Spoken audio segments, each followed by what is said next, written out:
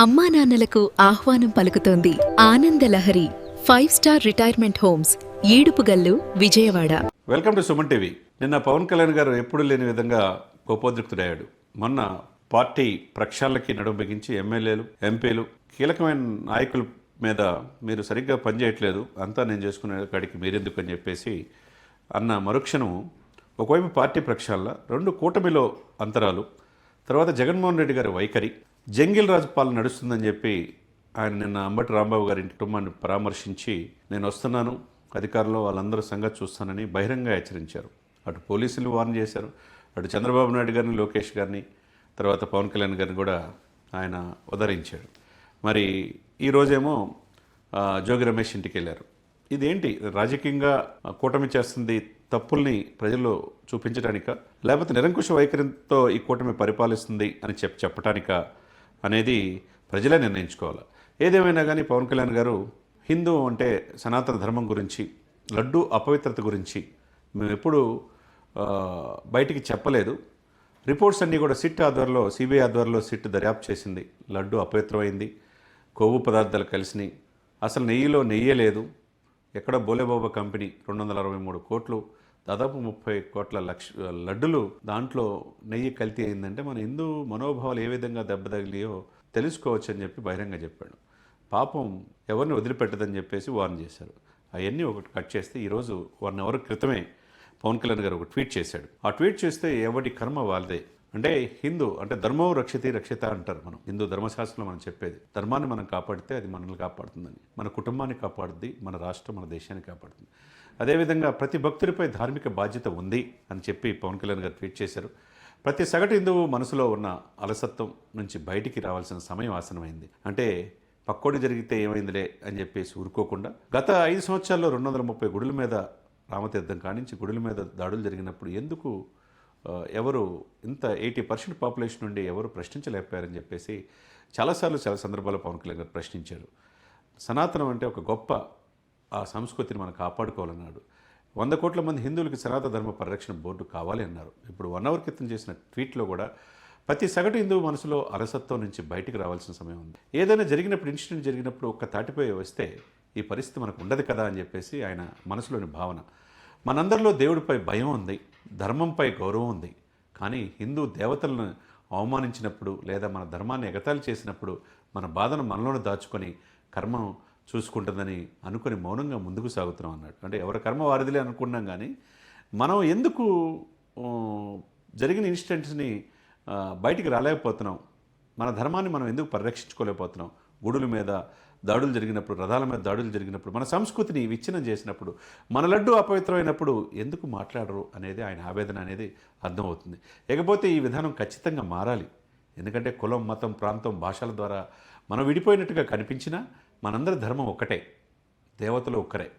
మన ధర్మం, మన విశ్వాసం తప్పుడు ఆలోచనలతో అపహాస్యం చేయబడినప్పుడు మన వేదనని, బాధల్ని బహిరంగ వ్యక్తపరచడం మన నైతిక బాధ్యత. అంటే అది తిరుమల అపవిత్రత కావచ్చు, ఎక్కడో ఇన్సిడెంట్, అది విజయవాడ ఇన్సిడెంట్ కావచ్చు, లేకపోతే అంతర్వేదిలో రథం దగ్ధం చేసినప్పుడు విషయం కావచ్చు, ఇవన్నీ కూడా రామతీర్థం కావచ్చు. ఏదైనా జరిగినప్పుడు అందరూ ఒక తాటిపై రావాలి, అప్పుడే మన ధర్మం కాపాడుతుంది. మన ధర్మం, మన విశ్వాసం తప్పుడు ఆలోచనలతో అపహాస్యం చేయబడినప్పుడు, ఇతరులను మన మనోభావాలు దెబ్బతీసినప్పుడు ఆవేదనతో బహిరంగ వచ్చి మీరు బయటికి రండి. ఆ నైతిక బాధ్యత అనేది అందరికీ తెలియజేశారు.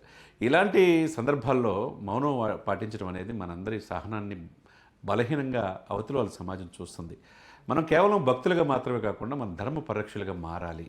అంటే ధర్మాన్ని మనం రక్షించుకోవాలి, మన దేశాన్ని మనం కాపాడుకోవాలి. మన ఇన్ని వివిధ మతాలు, కులాలు ఉన్నా కానీ దశాబ్దం పైనే ఇక ఎన్డీఏ ప్రభుత్వం ఎంత హోందాగా పరిపాలిస్తున్న వైపు ఆర్థికంగా ముందుకెళ్తుంది. అన్ని కులాలు, మతాలు భారతదేశంలో స్వేచ్ఛగా ఉండటానికి అవకాశం ఉంది. హిందూ ధర్మాన్ని కాపాడటం అంటే ఇతర మతాలని వ్యతిరేకంగా ఉండటం కాదు, కేవలం మన ధర్మాన్ని మనం రక్షించుకోవటం అని చెప్పి పవన్ కళ్యాణ్ గారు చెప్పినది చూస్తే ఆయన ఎంత హిందూ ధర్మం మీద, హిందూ సనాతన సంప్రదాయం మీద ఆయనకి పట్టు ఉందో దాన్ని బట్టి అర్థం చేసుకోవచ్చు. అనేక మంది పీఠాధిపతులు, నేను ఎప్పుడు చెప్తుంటున్నా, అనేక మంది పీఠాధిపతులు, మఠాధిపతులు, స్వామీజీలు ఉన్న ఈ దేశంలో ఆ సేతు హిమాచలం, కాశ్మీర్ నుంచి కన్యాకుమారి దాకా 80% పాపులేషన్, అంటే 145 కోట్ల జనాభాలో 100 కోట్ల మంది హిందువులు ఉన్నారు. కానీ ఎక్కడ దాడులు జరుగుతుంటే అక్కడ జరిగిందిగా మనకెందుకులే అని చెప్పి చూసి చుట్టినట్టుగా ఉంటే ఇప్పుడు ముస్లిమ్స్కి వర్క్ బోర్డ్స్ ఉన్నాయి, క్రిస్టియన్స్కి మిషనరీస్ ఉన్నాయి, మరి హిందువులకి హిందూ సనాతన ధర్మ పరిరక్షణ బోర్డు అని ఏది?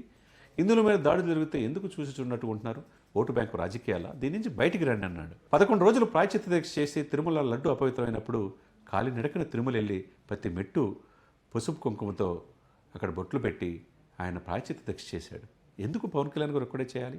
మనకు ఆ బాధ్యత లేదా అనేది ఆత్మపరిశీలన చేసుకోవాల్సిన సమయం ప్రతి హిందువు కూడా వాళ్ళ మీద ఉన్నది, ప్రతి కుటుంబం మీద ఉన్నది.